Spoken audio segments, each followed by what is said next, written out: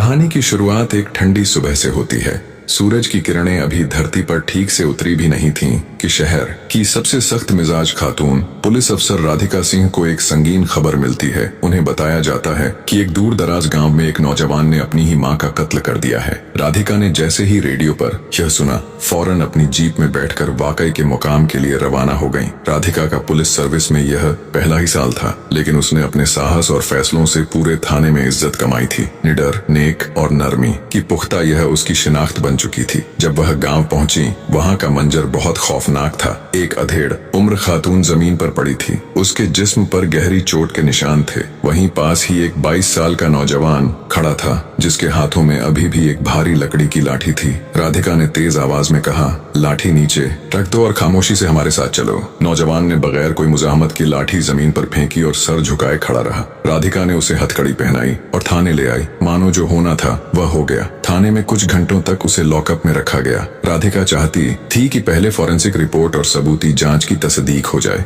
अरुण, जो वह नौजवान था, खामोश रहा। न उसने कोई सफाई दी, न ही कोई सवाल पूछा। कुछ ही वक्त में हुक्म आया कि मुलजिम को अदालत में पेश किया जाए। अदालत में जज ने तमाम इब्तिदाई सबूतों को देखकर अरुण को कसूरवार मानते हुए फांसी की सजा सुना दी। लेकिन भारतीय कानून के मुताबिक फांसी की तारीख से पहले उसे 2 माह का वक्त दिया गया। यह वक्त अपील और आखिरी ख्वाहिश जैसे मराहिल के लिए होता है। अरुण को वापस उसी थाने लाया गया जहां राधिका तैनात थी। उसे एक अलग सेल में रखा गया जहां सीसीटीवी नहीं था। सिर्फ एक छोटी खिड़की थी जहां से हल्की रोशनी आती थी। कुछ ही दिन गुजरे थे कि एक खातून रोती हुई थाने आई। उसने बताया कि उसके घर में किसी ने घुसकर सारी जमा पूंजी चोरी कर ली है। राधिका ने फौरन अपनी टीम को भेजा और उन्हें कहा कि घर की अच्छी तरह तलाशी ली जाए। वह खुद थाने में रुकी, क्योंकि अरुण को अकेला नहीं छोड़ा जा सकता था। थोड़ी देर बाद जब वह अरुण के पास पहुंची, उसने देखा कि वह एकटक खिड़की की तरफ देख रहा है। राधिका ने आहिस्ता से पूछा, तुम्हें इस फैसले से कोई तकलीफ नहीं हुई? तुम्हारी माँ अब इस दुनिया में नहीं और तुमने उसके कत्ल की कोई वजह तक नहीं बताई। अरुण ने मुस्कुरा कर उसकी तरफ देखा। उसकी मुस्कुराहट में न तो नफरत थी, न ही मजाक, बस एक अजीब सी सुकून। राधिका ने खुद को संभाला और बात को वहीं रोक दिया। उसी वक्त उसे कॉल आई कि चोरी की शिकायत झूठी थी और पैसे खुद उस खातून के बेटे ने निकाले थे। मामला वहीं हल हो गया। राधिका फिर से अरुण के पास आई। इस बार वह उसके लिए चाय लेकर आई। कप उसकी तरफ बढ़ाते हुए बोली, तुम्हारे पास 2 माह हैं। अगर तुम्हारी कोई आखिरी ख्वाहिश है तो बता सकते हो। सरकार का कानून है कि फांसी से पहले कैदी की आखिरी ख्वाहिश पूछी जाती है। अरुण ने कप हाथ में लेते हुए गहरी सांस ली और कहा, मेरी आखिरी ख्वाहिश ये है कि जब तक मैं जिंदा हूँ, हर रात मैं किसी कुंवारी लड़की के साथ रहूं। राधिका का चेहरा एक पल के लिए सख्त हो गया। वह चाहती तो फौरन उसे डांट देती, लेकिन उसने खुद को संभाला और कहा, यह कोई मामूली ख्वाहिश नहीं। हम किसी लड़की को जबरदस्ती तुम्हारे पास नहीं भेज सकते। अरुण फिर से मुस्कुराया और बोला, तो आप ही क्यों नहीं? आप भी तो गैर शादीशुदा हैं और कानून भी यही कहता है कि आखिरी ख्वाहिश पूरी होनी चाहिए। राधिका अंदर से हिल गई, लेकिन उसने न तो गुस्सा दिखाया न ही कोई जवाब दिया। बस आहिस्ता से कहा, मैं सोचूंगी, और वहां से चली गई। उस रात राधिका चैन से न सो सकी। उसका जहन कई सवालों और उलझनों से घिरा था। क्या इंसान की आखिरी ख्वाहिश किसी अखलाकी हद से मावर हो सकती है? क्या उसे अपने फर्ज और इंसानियत के दरमियान तवाजुन बनाना पड़ेगा? रात गहराती रही और अरुण की मुस्कुराहट उसकी आंखों के सामने घूमती रही। कहानी अब एक ऐसे मोड़ पर पहुंच चुकी थी जहां से हर फैसला एक नई सिमत ले सकता था। अगली सुबह राधिका अपनी डेस्क पर बैठी सोच में डूबी थी। रात भर वह सो न पाई थी। अरुण की बात उसके जहन में गूंज रही थी, आप ही क्यों नहीं? यह अल्फाज बार बार उसे झंझोड़ते रहे। एक तरफ उसकी इंसानियत थी जो कहती थी कि शायद अरुण सच में अकेला और टूटा हुआ है। दूसरी तरफ उसका फर्ज था, उसकी वर्दी, जो उसे यह कहने से रोकती थी कि वह उसकी ख्वाहिश पूरी करे। उसने अपने सीनियर अफसर से इस बारे में जिक्र तक नहीं किया, न ही कोई सरकारी रद्द-ए-अमल दिया। लेकिन उसने फैसला कर लिया था कि वह इस कैदी के दिल की तह तक जाएगी, ताकि यह जान सके कि आखिर वह कौन है और उसकी हकीकत क्या है। राधिका ने अगले कई दिनों तक अरुण से कई बार बात की। वह हर बार टाल मटोल करता, लेकिन हर मुलाकात में वह एक नया पहलू खोलता। कभी माँ की बात करता, कभी गांव के लोगों की, कभी कहता कि उसे सजा मंजूर है, तो कभी कहता कि माँ अब भी हर रात ख्वाब में आती है। एक रात राधिका थाने में अकेली थी। बाकी पुलिस अहलकार किसी बड़े छापे के लिए निकले थे। बारिश जोरों पर थी और बिजली की कड़क थाने की खामोशी को तोड़ रही थी। राधिका अरुण के सेल के पास गई। उसे लगा कि शायद आज वह कुछ नया बताए। वह अरुण को देखती रही। कुछ पल वह लेटा हुआ था, आंखें बंद लेकिन चेहरा पर सुकून। तुम्हें अपनी माँ की याद आती है? राधिका ने आहिस्ता से पूछा। अरुण ने बगैर आंखें खोले कहा, हर रोज, लेकिन अब कोई फर्क नहीं पड़ता। क्या तुमने सच में? राधिका ने बात अधूरी छोड़ दी। अरुण ने आंखें खोलकर उसकी तरफ देखा और कहा, नहीं, लेकिन बताने से क्या होता? किसी ने सुना ही नहीं, सबने मान लिया कि मैंने किया। उसकी आवाज में न कोई गुस्सा था, न कोई सफाई, बस सच्चाई की एक खफीफ सी परत थी। राधिका की आंखें भर आईं। उसने खुद से सवाल किया, क्या मैंने इस केस को बस एक केस की तरह ही देखा? क्या मैं भी उस भीड़ का हिस्सा बन गई जो बस एक नाम को मुजरिम मान लेती है? लेकिन अब वक्त कम था।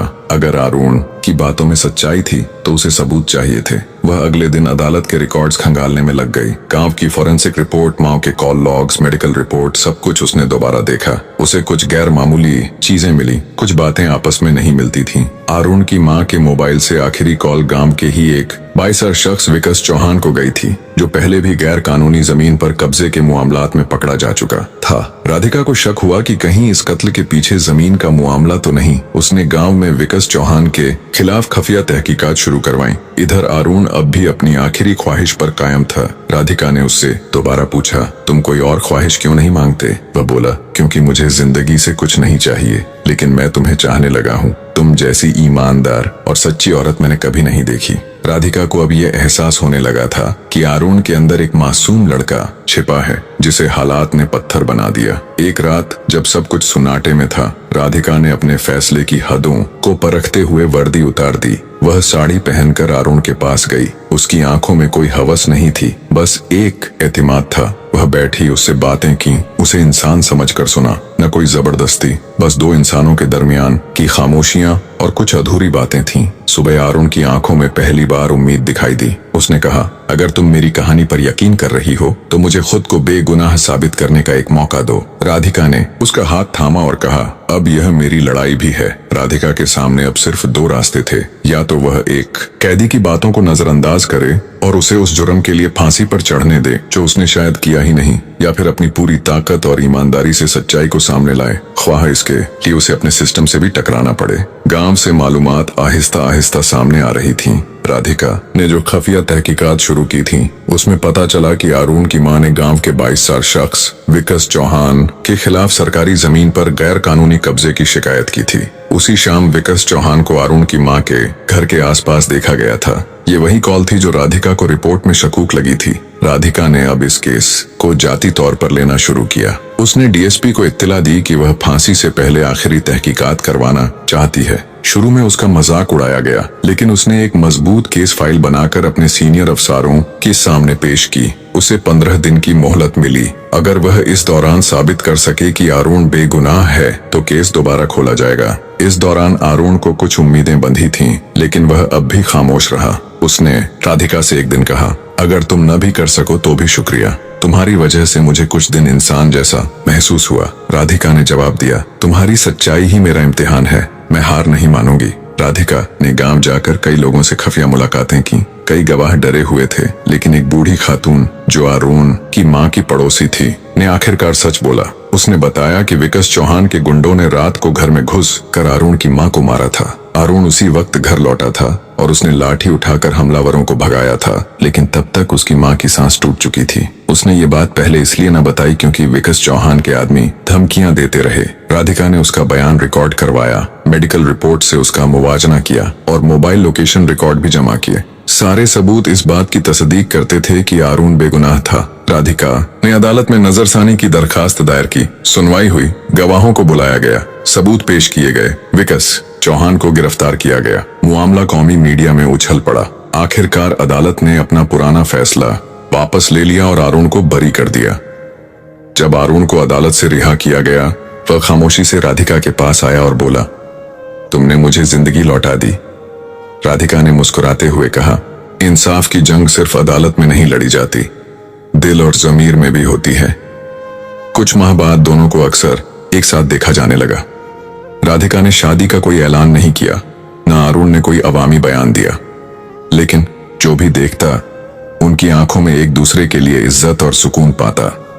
एक कैदी और एक अफसर की यह कहानी जो एक अजीब सी ख्वाहिश से शुरू हुई थी, अब भरोसे, जद्दोजहद और सच्चाई के रिश्ते में बदल गई थी। कहानी यहीं खत्म नहीं होती। ये बस इस समाज को आईना दिखाती है जहां हर गुनहगार जरूरी नहीं कि मुजरिम हो।